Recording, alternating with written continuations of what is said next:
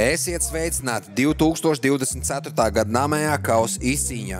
Šogad entuziastu hokeja līgā ir startējuši 98 komandas 8 divīzijās, kuras sadalītas pēc spēka un komandu pieredzes. No šīm 98 komandām 64 komandas ir pierādījušas sevi kā labākās un iekļuvušas namējā kausa izcīņā. Namējā kausa ir pati galvenā Latvijas amatieru hokeja trofeja, un par to cīņas jau ir sākušās. Tāpēc atskatīsimies uz svarīgākajiem mirkļiem no pirmajām izslēgšanas spēļu nedēļām. EE divīzija. EE divīzijā ir gājis karsti, lai neteiktu vairāk. Šī ir pati entuziastu elite, kuras ģenerālsponsors ir Erste Finance.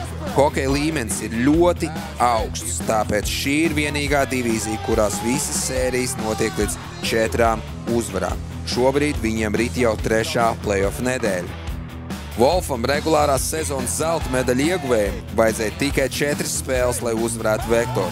Tāds bija viņu mērķis, un viņiem tas arī izdevās, taču Vektori nebija ar pliku roku ņemami. Pirmajās spēlēs tieši viņi bija tie, kas izvirzījās vadībā un rādīja skaistu sniegumu. Wolf trumps bija Rihards Krastiņš, viņu kapteinis, kas 4 spēlēs sakrājis 5+5. Tāpat jāatzīmē aizsargs Rolanda Cinka pienesums komandai vienā spēlē gūstot pat 5 rezultatīvas piespēles. Wolf pretinieki ir EE divīzijas vispopulārākā pāra uzvarētājs Trimen Traktor pret Tērvets Backshots.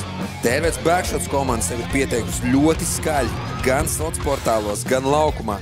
Katru spēli klātienē skatās 10 un tiešraidē 100 ar skatītājiem. Viņu galvenais treneris ir sabiedrībā labi zināmais Guntārs Pastē. Spēlē to, ko mums jāspēlē. Taču Trimen Traktor komandai likmes ir visaugstākās. Viņiem ir jāaizstāv 12. sezonas čempionu tituls, un tieši to viņi ir iesākuši darīt, izcīnot jau 3 uzvaras pret Tērvets Backshots. Traktors ir uzvarējis šo spēli.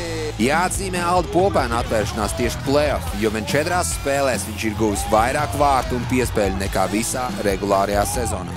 Cepures uz ledu. Tas ir hat-trick. Trimen Traktor komandai bija visas iespējas pabeigt ceturtdaļfināla sēriju Jelgavā, kas būtu bijis diezgan sāpīgi gan vairāk kā 100 faniem mājas hallē, gan vairāk kā 270 tiešraides skatītājiem. Taču Tērvets Backshots 4 reizes iepriecina fanus un panāks sērijā 2-3.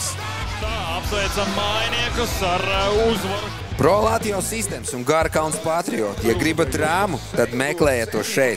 Pirmās 3 spēles Pro Latvijas uzvar tevi sausā. Taču brīdī, kad Garkalns Patriotiem bija bezizēja, nekas cits neatliek kā ieslēgt 3. ātrumu un ar kārtīgu rokenrolu un cīņu līdz asinīm izcīnīt 1. uzvaru. Tomēr 5. spēlē Pro Latvijas Systems neatstāja nekādas cerības uzvarot ar 4-0, un viņi iegūst Erste Finance elites divīzijas playoff pusfināla 1. biļeti. Veicam Pro Latviju. Iekošam pusfinālā. Mārēls Būle pret Sports Luks. Šis playoffs ir gluži kā uz naža asmens. Pirmās 2 spēles ar 1 vārtu starpību, nākamās 2 noslēdzoties bullīšos. 5. lielāko daļu spēles aizved neizšķirt un 6. spēlē atkal bullīts. Šim pārim būs nepieciešama hokeja Valhallā 7. spēle, lai noskaidrotu, kuru komanda iekļūs pusfinālā. Kā jūs domājat, vai arī šī spēle noslēgsies ar bullīšiem?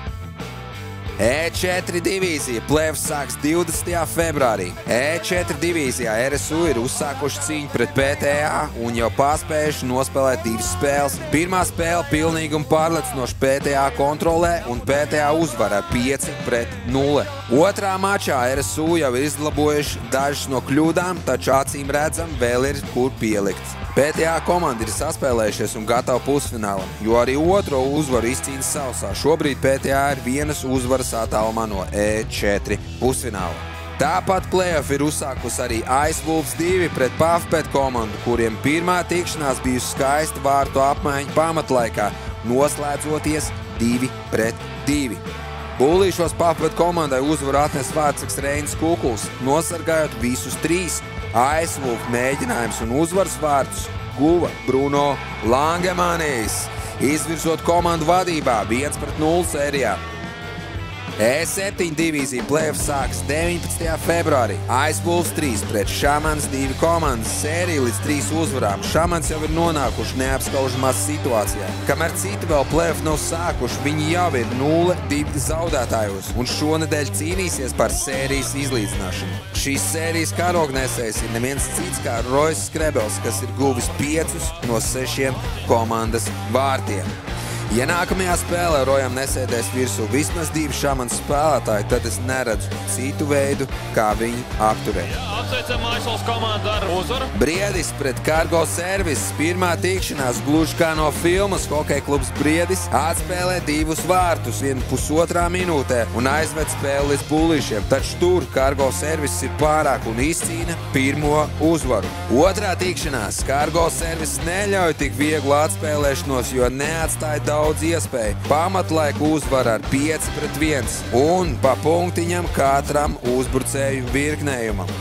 Vārani pret pilsētas leģendām tikušies 2 reizes un abas reizes noslēgušās ar 1 vārtu starpību. 23. februārī Varans savās mājās līdzstēju pavadīt ne tikai izlīdzina rezultātu, bet arī bullīšos guva 2 vārtus, lai faniem dāvinātu pirmo sērijas uzvaru. Otrajā mačā pilsētas leģendas E7 uzņem viesus savās mājās Akvārijā Akropolē. Met pa vārtiem daudz biežāk nekā pretinieku un izcīna minimālu uzvaru ar 2-1. Sērija un komandas ir līdzīgas, bet pusfināla vieta ir tikai viena.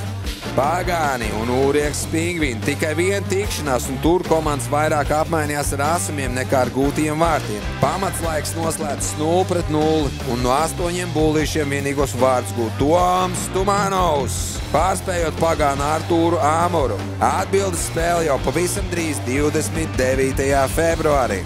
E8 divīzija play-off sāka 20. februārī ar neizšķirt 0-0 pamatlaikā. Es nezinu, kas ar šīm komandām, bet visas viņu tikšanās bijušas ar ļoti maz vārtu gulmiem. Bullīšos gan tika gūti skaisti uzvarošie vārti. Dāvis Ansāns, dāmas un kungi, ar vārtu gulmu. Un Vladislavs spēlējis vārtos ar lielisku seivu. Arī otrā tikšanās maz rezultatīva, 1-1 pamatlaikā un 1-0 bullīšos. Šoreiz uzvaras vārds atnes Jānis Plumē un vārtos jau atkal nepārspējams Balejs. Vikingi play-off iesākuši pārliecinoši ar 5-2 uzvarot Cirks uz ledus komandu. Vikingiem ar hat-triku izceļas Mārcijs Maliņš. Otrā tikšanās gluži kā no filmu scenārija. Cirks iemet, Vikingi izlīdzina. Cirks iemet, Vikingi izlīdzina.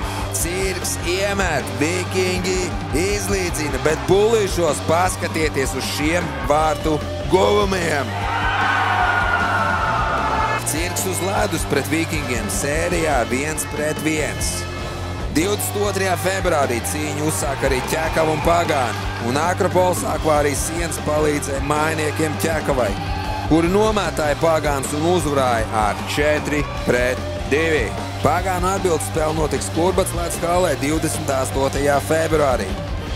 25. februārī play-off starta signāls sadzird arī Velna Kalpī, kuriem jāizstāv sudraba medaļu gods pret Piečuki 2 komandu. Tas arī pagaidām viss šajā pirmajā play-off apskatā, taču nākamnedēļ jau redzēsim pirmos momentus no E6 un E9 divīzijām. Droši rakst komentāros, kas tev šajā video patika un kuru komandu tu atbalsti.